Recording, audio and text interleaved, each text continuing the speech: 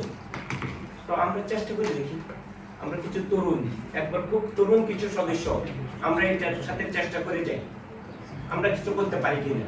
তো এই পাড়ার মধ্যে থেকে আমরা যখন স্টার্ট করেছি, আমরা বেশ কিছু প্রতিষ্ঠানের মধ্যে আমরা বিভিন্ন সরকারের প্রতিষ্ঠান, যেমন আমরা সরাসরি যেটা নিয়ে কাজ করেছি সেটা বিএসটি আগে কিছু কিছু কাজগুলো করতো, যারা উদ্যোক্তা তাদেরকে বলতো যে তোমরা হচ্ছে একটা ক্রাইম করো, এই ধরনের ব্যক্তি উদ্যোক্তা হলে তোমরা আসলে ভালো লোক নয়, তোমরা ঠিক মতো মানে ভালো খাওয়াচ্ছ না, বিভিন্ন রকমের তথ্য দিয়ে এদের অগ্রযাত্রাকে বাধাগ্রস্ত করেছে, এখনো করে।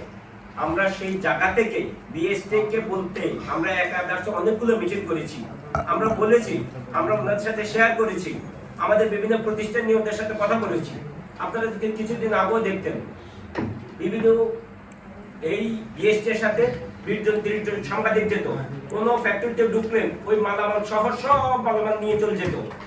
নেওয়ার পরে আমরা যখন এটা খবর পেতাম যে সাংবাদিক এটা নিয়ে গেছে, ওটা নিয়ে গেছে, বিভিন্ন জায়গার মধ্যে যখন বিএসটিতে বা বিভিন্ন জায়গায় খবর নিতাম, আমাদের আসলে মালামাল খুঁজে পাওয়া যেত না। এটা নিয়ে আমরা কাজ করেছি। বিএসটিকে বলছে আপনারা যাদের কথায় আমাদের বিরুদ্ধে ব্যবস্থা নিচ্ছেন, তারা প্রথম যে আমাদেরকে বলে আপনি আমাদেরকে যদি 50,000 টাকা চাঁদা না দেন তাহলে আমি কিন্তু বিএসটি নিয়ে আসতেছি, আমি বক্তা নিয়ে আসতেছি, আমি নিরাপদ খাদ্য অধিদপ্তর লোক নিয়ে আসতেছি,